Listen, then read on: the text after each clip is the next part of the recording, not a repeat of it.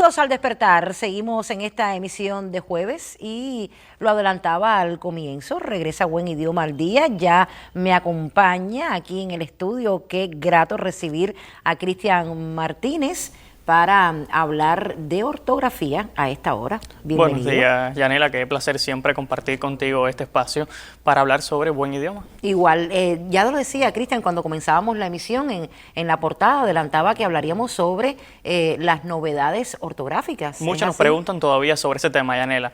Y estas novedades se aprobaron en el año 2010 y sin embargo aún siguen generando dudas entre los hablantes y los seguidores de esta sección. Vamos a hacerlo entonces con las preguntas que han enviado, ¿verdad?, los amigos a través de las vías que tenemos en Buen Idioma. ¿Por qué río y frío no llevan acento, tilde? Esta es una de las dudas más frecuentes porque lo normal sería pensar que formas verbales en pretérito como río, frío, deberían llevar tilde. Sin embargo, dice la ortografía académica que estas formas en pretérito se consideran monosílabas. Por tanto, no deben llevar tilde de acuerdo con las reglas generales de acentuación. ¿Y por qué monosílabas? Si puede que alguien diga río, o sea, que alguien la pronuncie en dos sílabas. La razón es que en el año 2010 las academias de la lengua se pusieron de acuerdo para considerar que la vocal cerrada átona, la I, más la vocal abierta tónica, la O sea, la que lleva la fuerza, la O, esta combinación de vocales va a dar siempre un dictongo. Por tanto, en este caso, vio, dio, frió, guió y otras que siguen este mismo paradigma van a considerarse voces monosílabas y no deben llevar tilde. Interesante. ¿El prefijo ex se escribe unido o separado de la palabra? Otra duda bastante común. Los prefijos generan muchas dudas porque en dependencia de su base van a ir soldados o no a la palabra. En el caso de ex, por ejemplo, si afecta a una sola palabra, como exnovio, ahí, aunque yo siempre digo, aunque estén separadas la pareja, ese ex debe ir pegado a novio porque eso es lo que indica la ortografía, que cuando el prefijo afecta a una sola palabra, debe ir soldado a su base. Sin embargo, cuando afecta una base que técnicamente se llama pluriverbal, o sea, que está formada por más de una palabra, como podría ser, por ejemplo, primer ministro, ex primer ministro, ahí lo adecuado es que se escriba en tres palabras. Así que, en resumen, sería ex cuando afecta una palabra, unido cuando afecta más de una, separado. Ya, interesante, ya lo sabe, para escribir mejor y hablar mejor. ¿Qué es la mayúscula de relevancia? En ortografía existe algo que se llama mayúscula de relevancia y es para designar ese uso que no está avalado lingüísticamente, o sea, no está justificado lingüísticamente, que es ponerle en mayúscula una palabra cuando no debería llevarla. Por ejemplo, cuando usamos patria, bandera, nación, humanidad, eucaristía, algunas personas le dan cierta importancia a esas palabras y entonces las colocan con inicial mayúscula. Sin embargo, dice la ortografía que esta mayúscula de relevancia no está justificada desde el punto de vista lingüístico y debe restringirse al máximo, y lo recomendable sería que todas esas palabras que mencioné se escriban con inicial minúscula. Esto de la mayúscula de relevancia también se aplica a determinados cargos y dignidades que a veces se escriben con mayúscula inicial por respeto, y lo que recomiendan las academias también en esos casos es que se escriba con minúscula. El secretario, el presidente, todos los demás cargos se escriben con inicial minúscula. Eso es lo que recomienda la ortografía de las academias de la lengua española. Antes de 2010, recuerdo que el diccionario panhispánico de dudas daba la posibilidad de cuando se mencionaba el cargo y no la persona que lo ejercía, o sea, se decía el presidente visitó tal lugar, en ese caso era posible escribir con mayúscula inicial presidente. Sin embargo, dice la ortografía de 2010 que ya esto no es así y por tanto en todos los casos los cargos, con independencia del rango, de la esfera a la que se refieran, van a escribirse con inicial minúscula. ¿Cómo se escriben entonces los nombres de los accidentes geográficos? Otra duda también bastante común. Otro de los asuntos que trató la ortografía académica fue un gran apartado a la mayúscula, y dentro de ese gran apartado está el relacionado con los accidentes geográficos. Aún se sigue viendo incorrectamente escrito expresiones como Océano Pacífico, Mar Caribe. En esos casos, como puedes ver, estas expresiones tienen un sustantivo genérico, que es mar, que es océano, puede ser golfo o cualquiera de los nombres de los accidentes geográficos.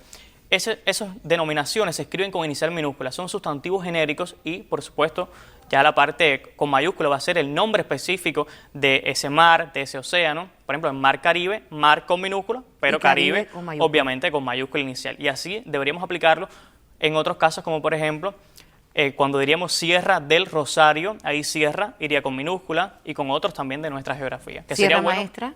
Bueno, el caso de Sierra Maestra es muy polémico y hay dos opciones aquí. En Cuba ha sido tradicional, por relevancia de hecho. Siempre lo vemos, sí, con mayúscula. Por relevancia de hecho ha sido tradicional que se escriba con mayúscula inicial. Sin embargo, si fuéramos estrictos con lo que norma la ortografía, en ese caso lo más apropiado habría sido la minúscula, pero aún en nuestro país creo que eso sería un sueño quizás irrealizable, que viéramos en algún momento escrito Sierra con minúscula inicial, que sería lo adecuado, porque en ese caso, cuando delante del genérico se puede colocar un artículo, lo más indicado es que se escriba con minúscula. Fíjate en que no es lo mismo decir yo voy a visitar Sierra Leona, ahí uno sí escribe Sierra Leona con mayúscula. Con mayúscula. Entonces, cuando uno dice Sierra Maestra, nadie dice voy a visitar Sierra Maestra. Todo el mundo dice voy a visitar la Sierra Maestra. Ese artículo delante de Sierra dice que es genérico ese sustantivo en ese caso. Sin embargo, como te decía, para que nadie se ponga bravo de los televidentes que nos están viendo, aún en nuestro país sigue siendo, y lo que está normado por la Comisión Nacional de Nombres Geográficos, es que se escriba ese topónimo excepcionalmente con mayúscula inicial. Es que todos los días, los jueves, aprendemos con Cristian y hoy he aprendido algo nuevo. ¿Qué estableció entonces, Cristian, la nueva ortografía sobre la escritura de las locuciones latinas? A veces hay quien dice, bueno, ya latín no se habla, ¿para qué seguir hablando sobre cuestiones ortográficas relacionadas con el latín? Y es que esto no es así, aún se sigue tratando muchas cuestiones en latín, palabras que se han adaptado al español, y también se siguen empleando locuciones latinas, o sea, expresiones que debemos usarlas tal cual se usaban en latín. Dice la ortografía 2010 que estas expresiones se escriben en cursiva, se escriben sin tilde y que sus reglas de formación de plural responden a las que se usaban en latín. Aquí hemos hablado en otras ocasiones de muchas expresiones, como por ejemplo grosso modo, cuando a veces algunas personas dicen a grosso modo, cuando lo correcto es eliminar esa adelante. Se dice grosso modo, eso quiere decir a grandes rasgos, yo digo siempre coloquialmente por arribita. Estas son algunas de las cuestiones que más nos plantean como dudas, y es bueno que una vez más las recordemos aquí en este espacio. Y muchísimas personas siguen escribiendo y siempre interesándose por esta sección, y agradecen también la presencia de Cristian en nuestro espacio. Cristian, sabemos que el pasado 23 de abril presentaste el 10º número de la revista digital Buen Idioma. A propósito, te propongo entonces cerrar esta entrevista hoy con el reporte realizado justamente por el equipo del Observatorio Científico, me decías, para el informativo de la ciencia cubana. Ha sido un placer, Yanela, compartir este espacio y que sea nuestro homenaje a la Academia Cubana de la Lengua, que estará cumpliendo 100 años el próximo 19 de mayo. Lo propio, y escogiste bien la fecha, el 23 de abril, Día de la Lengua. Así mismo. Una fecha también muy señalada para mí. Te despido entonces hoy, nos vemos entonces el próximo jueves, ¿cierto? Así es. Gracias, Cristian, así nos vamos. Claves de redacción como estas podemos encontrarlas en la web de Buen Idioma, un proyecto que impulsa el buen uso del español en los medios de comunicación en Cuba. Por cierto, ya se encuentra disponible la 10ª edición de su revista digital dedicada al centenario de la Academia Cubana de la Lengua. Una institución que vela por la variedad cubana de nuestro idioma español, y en esa edición hemos tratado desde la visión de expertos, de periodistas, de académicos de la lengua, hablar sobre la variedad cubana del español, que es tan válida como cualquier otra variedad que se habla en cualquier otro país. Cubanismos, uso de las palabras según el contexto y curiosidades lingüísticas. Estos son algunos de los temas de la revista para conquistar a todos los públicos. Un propósito de Buen Idioma desde que surgió en 2020.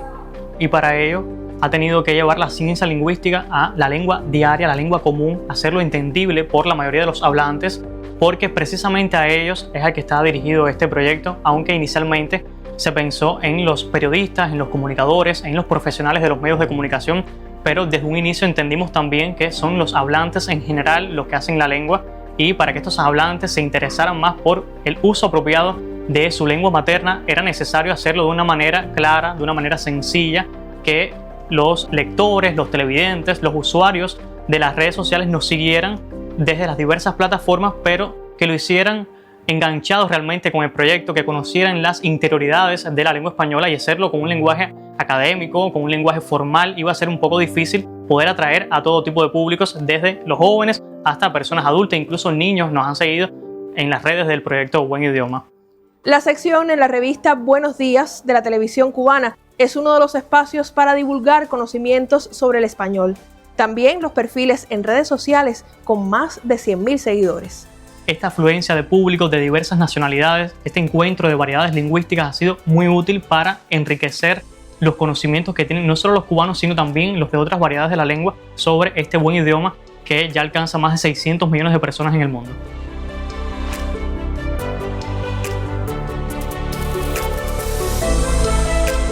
El idioma es la vía principal para democratizar el conocimiento científico. Hacerlo con rigor, belleza y de forma comprensible permite que la ciencia sea un bien público al servicio de todos.